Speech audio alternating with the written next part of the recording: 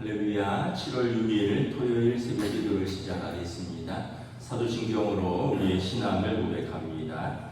나는 전능하신 아버지 하나님 천지의 창조주를 믿습니다. 나는 그의 유일하신 아들 우리 주 예수 그리스도를 믿습니다. 그는 성령으로 잉태되어 동정녀 마리아에게서 나시고 본디오 빌라도에게 고난을 받아 십자가에 못 박혀 죽으시고 장사된 지 사흘 만에 죽은 자 가운데서 다시 살아나셨으며 하늘에 오르시어 전능하신 아버지 하나님 우편에 앉아 계시다가 거기로부터 살아있는 자와 죽은 자를 심판하러 오십니다. 나는 성령을 믿으며 거룩한 공교회와 성도의 교제와 죄를 용서받는 것과 몸의 부활과 영생을 믿습니다. 아멘. 찬송가 302장 찬양하시겠습니다. 찬송가 302장입니다.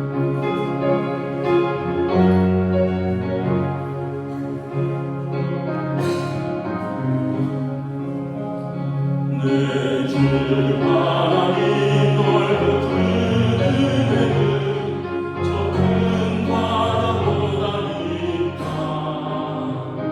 너도 다 주를 불러 깊은 데로 저 한가운데 가보라. 먼 별을 떠나서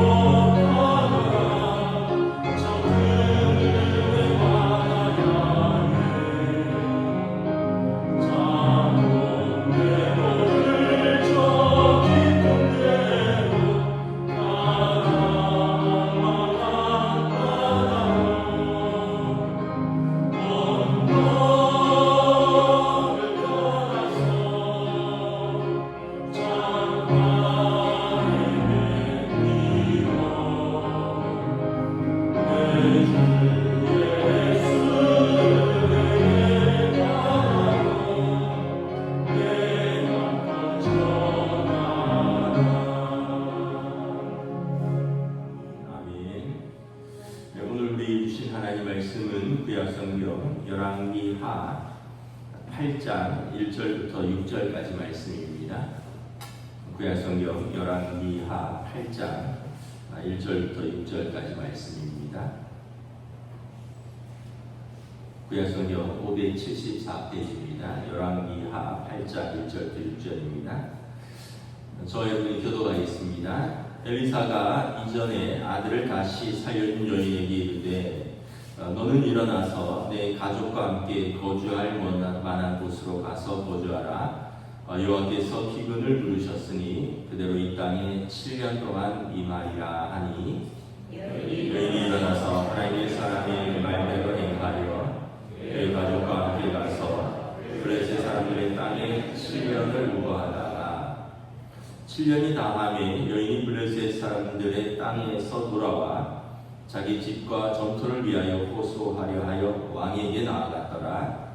그때 왕이 하나님의 사람의 사환 게하시와 서로 말하며 이르되 너는 엘리사가 행한 모든 큰 일을 내게 설명하라 하니 게하시가 곧 엘리사가 죽은 자를 다시 살리신 일을 왕에게 이야기할 때 그 다시 살린 아이의 어머니가 자기 집과 전토를 위하여 왕에게 호소하는지라.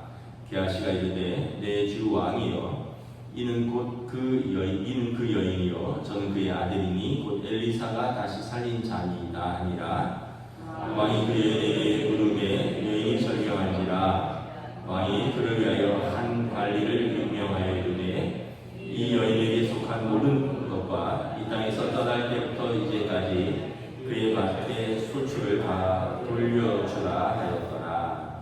아멘. 할렐루야. 또 토요 새벽 기도에 나오신 우리 성도들을 주님의 이름으로 환영하고 축복합니다. 한번 인사하겠습니다. 한 주간 평안하셨습니까?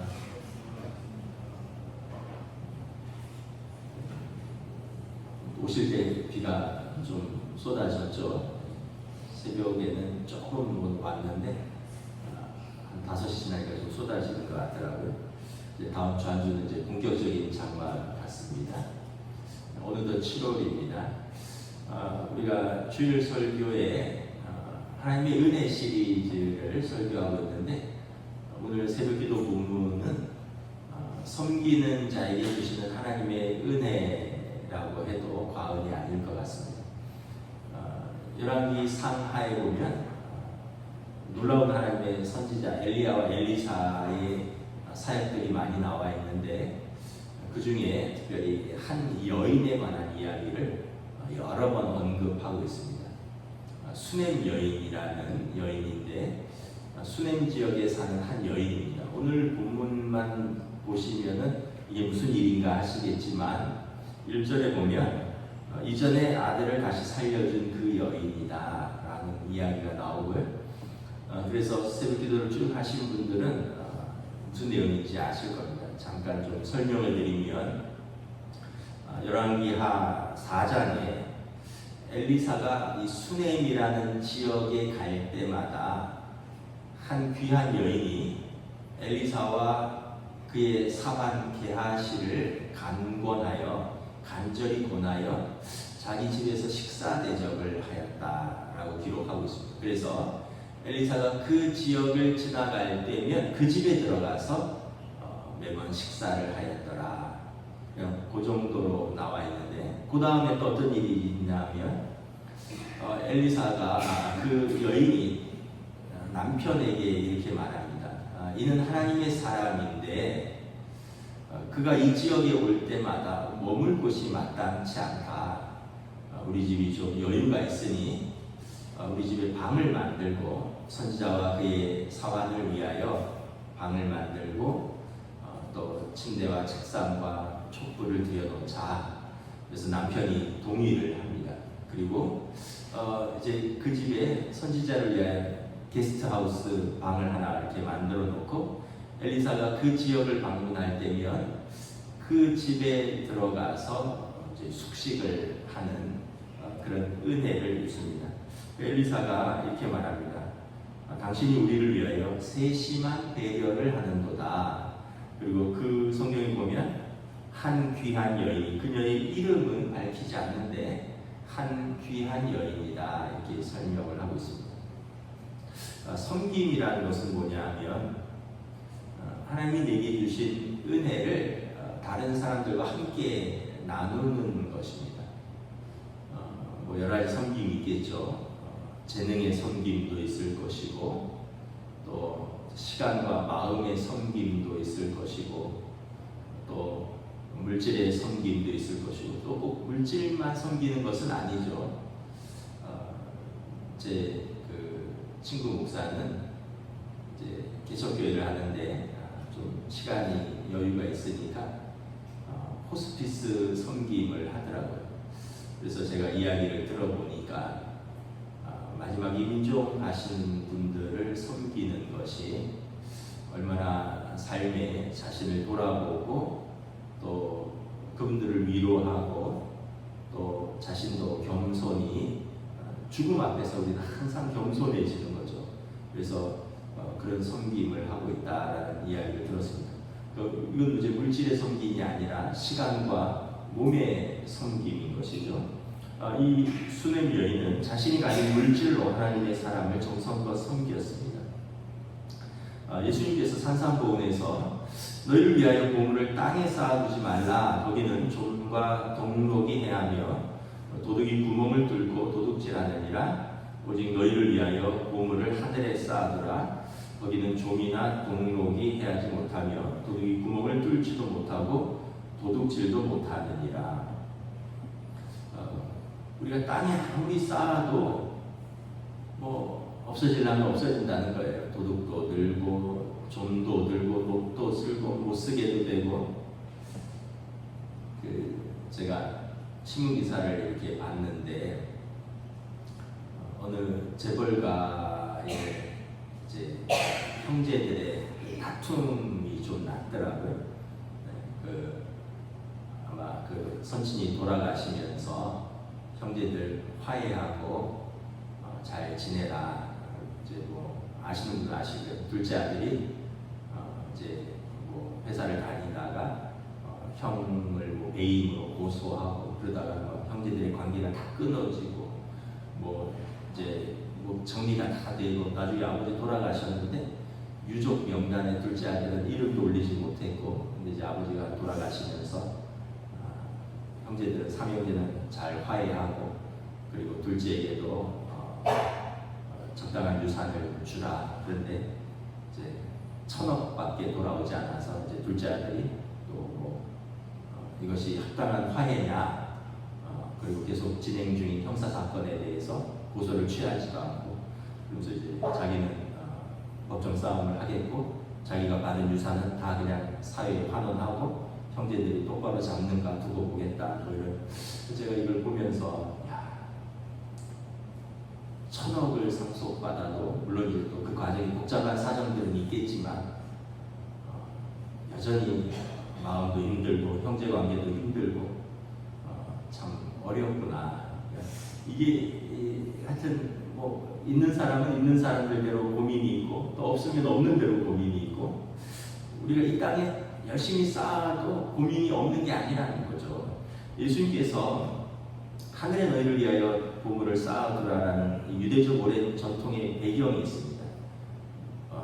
여러분 몇 번 말씀드렸는데 우리가 땅에서 하나님과 어려운 이웃들은 아예 율법으로 규정을 해놨습니다. 고아와 과부와 나그네입니다. 하나님과 이 사람들을 섬기기 위해서 쓴 것은 하나님께서 비용을 다 감안해 주신다, 처리해 주신다라는 거예요. 하늘에서 다 보존해 주신다는 것입니다. 그래서 율법에 보면 추수할 때 모퉁이를 다 매지 말고 어느 정도 남겨놔라. 어느 정도인지는 말하지 않았어요. 주인이 마음에 감동이 되는 대로 모퉁이를 남겨두면 이제 저녁에 해가 질 무렵에 그 가난한 자들이 와서 그것을 베어간다. 왜냐하면 자존심이 있기 때문에 낮에는 안 해가고 저녁에 해가 질 무렵에 그 모퉁이를 베어가는 거죠. 그리고 추수를 하다가 떨어뜨린 곡식은 절대 줍지 말아라. 이것도 그 가난한 사람들이 추서 가도록 절대 줍지 말라. 이게 아예 율법으로 되어 있고요. 그래서 우리가 땅에서 하나님과 가난한 이웃을 섬기면 없어지는 것이 아니라 하늘 우리 계좌에 차곡차곡 쌓이는 것이다. 그래서 여러분 이게 이제 유대인들의 율법이요 물질도 아니고 예수님께서 이 산상보훈에서 이 배경 속에서 말씀하신 것이고 수넴 여인도 어쩌면 그 하나님을 경외하는 여인이기 때문에 율법에 따라서 엘리사와 게하시를 이렇게 정성껏 섬긴 것입니다. 여러분, 우리도 여러분들이 하나님을 향하여, 하나님의 교회를 향하여 헌금을 하고 또 우리가 섬길 수 있는 것으로 섬기면 하늘 계좌에 우리가 쌓는 것이다, 저금하는 것이다 라고 생각한다면 그렇게 마음이 어렵지 않을 것입니다. 아까 제 친구처럼 꼭 물질에 섬긴 말이 아니라 시간과 몸으로 어려운 분들을 섬기기도 하는 거죠. 제가 아는 장로님은 젊었을 때 그 이름만 되면 다 아는 유명 출판사 사장님입니다. 지금은 은퇴하셨는데 전문 경영인으로 은퇴를 하셨어요. 그 부인 권사님은 이제 나이가 들어가면서 봉사를 하다가 옛날에 고아원 같은 데죠. 거기서 봉사를 하다가 아기들을 보니까 마음이 짠한 거예요. 사정이 있어서 부모가 못 키워서 맡기거나 버린 아이들인데 그 아이들을 이렇게 안고 있으면 그 아이들이 이렇게 눈을 맞추는 걸 보면 너무 마음이 짠하대요. 그러면서 이제 세월이 흘러가면서 당신 아이들이 삼형제가 3남매가 있는데 다 출가를 했고 그러면서 그 아이들을 하나씩 입양을 했습니다. 그러다가 4명을 입양을 했어요. 이제 당신 아이들은 다 출가했어요. 다 출가하고 뭐 전문 경영인으로 살았으니까 집도 넓고 넉넉하고 이러니까 아이들을 하나씩 하다 보니까 어느덧 4명이 되고 당신 자녀가 7명인 거죠. 근데 이제 당신 자녀들은 이제 30대 후반 뭐 40쯤 됐고 이제 이 아이들은 이제 자라서 초등학생 다니는 아이들도 있고 중학생도 있고 고등학생도 있고 제일 큰 입양할 큰 아이는 대학생도 있고 그래서 그분들이 이런 말씀을 하시더라고요. 참 귀하다. 참 귀하다. 어떻게 그런 어려운 일을 하시는가. 여러분 생각해 보세요. 우리가 다 그런 마음의 선한 뜻은 있는데 막상 그게 쉽지 않습니다. 뭐 어떤 재정적인 것도 들어가야 되고 여러분 아이들 키우면서 여러분 아이들 때문에도 속상하고 울었고 눈물로 기도했던 때가 있는데 다른 아이를 키우다가 그런 상황을 맞이하면 얼마나 마음이 어려울까. 괜히 내가 데려왔나, 얘가 그리고 이러면 여러 가지 복잡한 생각이 들 거 아니에요. 그런데 그분들이 뭐라 그러시냐면 너무 감사하다. 계속 행복하다는 거예요. 아이들을 키울 때 그 행복. 여러분 어른들 다 이제 느끼실 거예요. 이제 자녀들이 장성해서 다 떠나면 두 분만 남으면 적막감산입니다. 아이들이 뭐 일주일에 한 번씩 찾아오면 고맙고 일주일에 한 번씩 찾아오는 거 어렵습니다. 저도 뭐 한 달에 한두 번 가는데 여러분 그 이제 70, 80 다 넘으신 분들이 두 분만 있는데 두 분이 혹시 사이도 안 좋으시면 완전히 정말 외롭죠. 근데 그 집에 4명의 아이들이 엄마 학교 다녀오겠습니다. 아빠 학교 다녀왔습니다. 이러면서 초등학생도 있고 중학생도 있고 고등학생도 있고 대학생도 있고 너무 예쁘다는 거죠.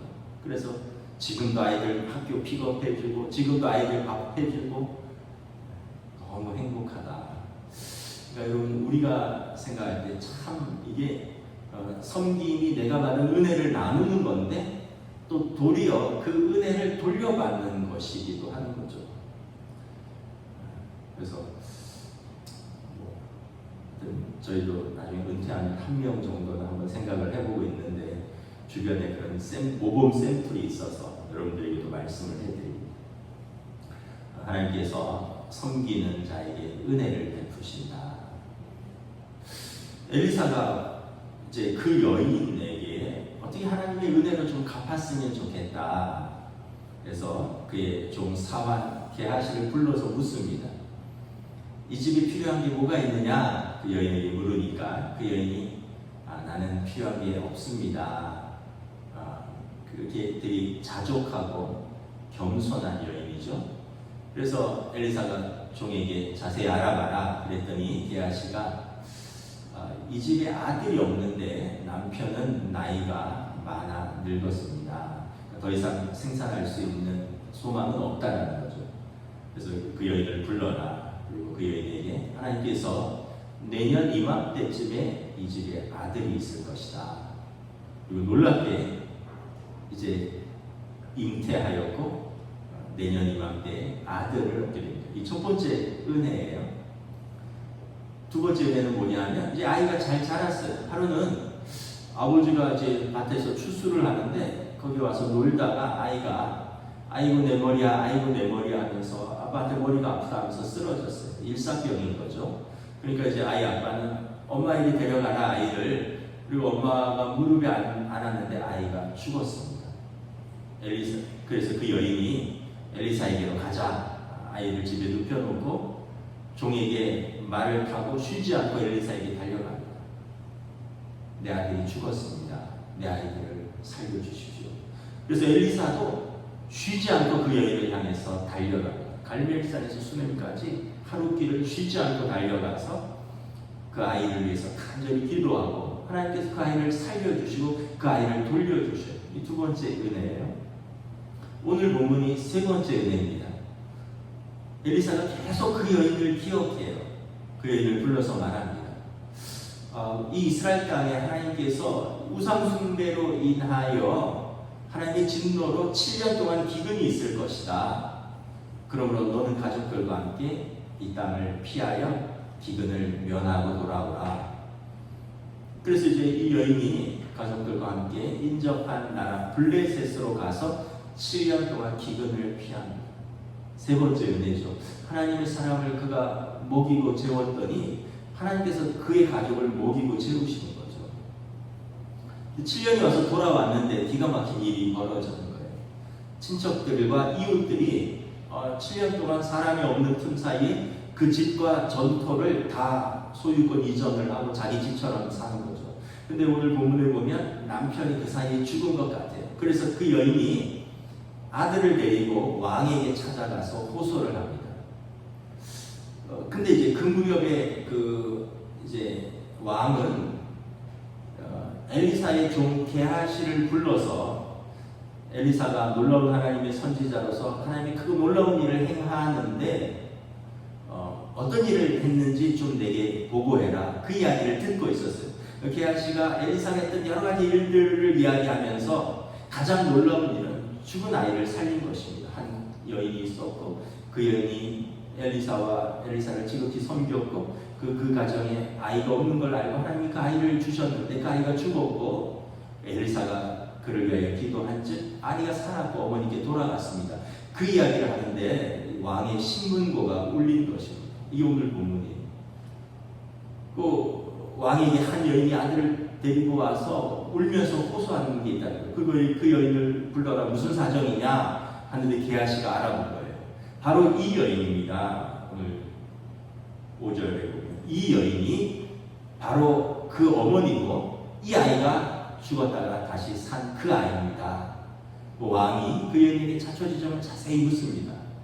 그리고는 전담 관리를 세웁니다.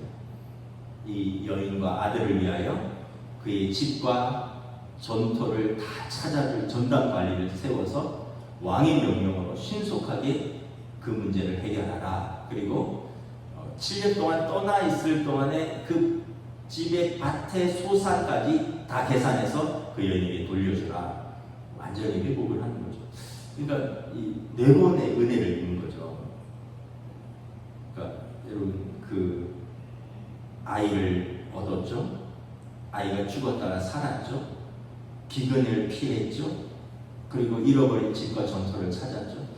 그 여인은 물론 이제 그 여인도 지속적으로 엘리사를 섬겼지만 그 여인의 섬김을 하나님은 잊지 않고 있다는 거예요. 그녀가 어려울 때 그녀의 가정에, 그녀의 자녀에게, 그녀의 삶에, 그녀의 집에 문제가 있을 때 하나님이 계속 그 여인을 기억하시고 간섭하시고 사람들을 통해서 엘리사를 통해서 왕을 통해서 도우시는 놀라운 역사를 보게 됩니다. 하나님께서 하늘에만 쌓는 게 아니라 이 땅에서도 갚아주시는 것을 보게 됩니다. 이 사건은 우상숭배가 만연한 북이스라엘에 하나님은 살아계시고 그리고 하나님을 경외하는 사람들을 하나님이 돌보시며 엘리야는 참 선지자인 것을 그 우상숭배하는 북이스라엘의 왕과 그의 모든 백성들에게 보여준 상징적인 사건으로 우리가 알 수 있습니다. 그래서 하나님이 참 신이시며 엘리사가 참 선지자이며 그리고 하나님을 경외하는 그 여인 하나님의 백성들을 하나님께서 하늘에서도 보상하시지만 땅에서도 돌보신다는 것을 모든 백성들에게 선포한 사건입니다. 그래서 우리가 섬기는 자에게 베푸시는 하나님의 은혜를 생각하면서 잠언을 보면 과도하게 움켜쥐어도 항상 부족하고 우리가 나누면 또 항상 또 은혜를 주신다라는 말씀이 있습니다. 우리가 늘 어떻게 보면 우리 살기도 바쁘죠. 우리도 바쁘고 우리 아이들 부양하는데도 바쁜데 그럼에도 불구하고 또 우리가 그 안에서 우리가 할 수 있는 섬김과 나눔이 있으면 하늘에도 우리 계좌에 쌓이고 하나님께서 또 우리가 어렵고 우리가 필요할 때 하나님께서 이걸 다 외면하지 않으시고 또 도우시고 갚으시고 채워주시는 놀라운 것을 우리가 바라봅니다. 아까 말씀드린 대로 여러분 그 시간과 몸을 들여서 사실 그게 어렵거든요. 여러분 이렇게 말기암 환자들 이런 분들 가서 돌보고 이러면 사실 그게 좀 쉽지는 않을 것 같아요. 요양병원이나 이런 데 신방 가면 마음이 좀 어렵습니다. 삶의 마지막에 서 있는 분들. 근데 그분들을 섬기면서 또한 주시는 은혜가 있고 또 아까 말했듯이 고아들, 이 땅의 고아들을 사랑하고 섬기면서 주시는 은혜. 그 노년이 누구보다 기쁘고 풍성하다라는 그런 본인들의 고백을 들으면서 우리가 섬기면 하나님께서 우리를 섬기신다. 우리가 베풀면 하나님께서 우리에게 베풀어 주신다. 우리가 나누면 하나님께서 우리에게 돌려주신다. 하나님을 우리는 믿고 또 우리가 섬기고 나누고 사랑하며 사명을 감당하는 것입니다. 저와 여러분들의 삶에 이러한 은혜가 넘쳐날 수 있기를 우리 주님의 이름으로 축복합니다. 기도하겠습니다. 하나님의 은혜를 감사합니다. 수냄 여인의 사랑과 섬김, 하나님을 경외하고 또 하나님의 선지자를 섬김, 하나님께서 이 섬김과 또 그녀를 기억하시고 그녀의 가정에 필요한 것으로 채워주시고 또 그녀의 가정에 어려움이 있으면 하나님께서 엘리사를 통하여 해결해 주시고 또한 왕을 통하여 해결해 주시고 하늘의 왕께서 이 땅의 왕과 이 땅의 선지자를 통하여 그녀를 도우시며 사랑하시는 것을 바라봅니다. 우리의 삶에서도 우리가 하나님을 위하여 또 우리 이웃들을 위하여 우리가 베풀고 섬긴 것들이 있습니다. 작은 섬김이지만 마태복음 25장에 작은 소자에게 한 것을 하나님께서 기억하시고 갚으신다 말씀하셨습니다. 우리의 삶에 이러한 은혜가 넘쳐날 수 있기를 원합니다. 우리의 삶에 이렇게 나누고 베풀 수 있는 우리들에게 먼저 은혜를 채워주시고 또 우리가 베풀고 나눈 이들이 우리를 통하여 또 힘을 얻고 또 위로를 얻고 또 은혜를 누리고 그들이 세워지고 또한 그들을 섬기면서 하나님께서 우리를 또 도우시고 붙들어 주시고 위로해 주시는 은혜를 경험할 수 있기를 원합니다. 이 땅에서 우리가 하나님의 교회를 세우기 위해서 또 우리보다 연약한 이웃들을 섬기기 위한 모든 것이 하나도 헛되지 않고 하나님께서 갚아주신다는 그 믿음으로 그 은혜를 생각하며 오늘도 우리의 삶의 자리에서 사랑하며 나누며 베풀며 섬기는 저희들로 세워주시옵소서. 감사를 드리오며 우리 주 예수 그리스도의 이름으로 기도드리옵나이다. 아멘. 하늘에 계신 우리 아버지, 아버지의 이름을 거룩하게 하시며 아버지의 나라가 오게 하시며 아버지의 뜻이 하늘에서와 같이 땅에서도 이루어지게 하소서. 오늘 우리에게 용할 양식을 주시고 우리가 우리에게 잘못한 사람을 용서하여 준 것 같이 우리 죄를 용서하여 주시고 우리를 시험에 빠지지 않게 하시고 악에서 구하소서. 나라와 권능과 영광이 영원히 아버지의 것입니다. 아멘.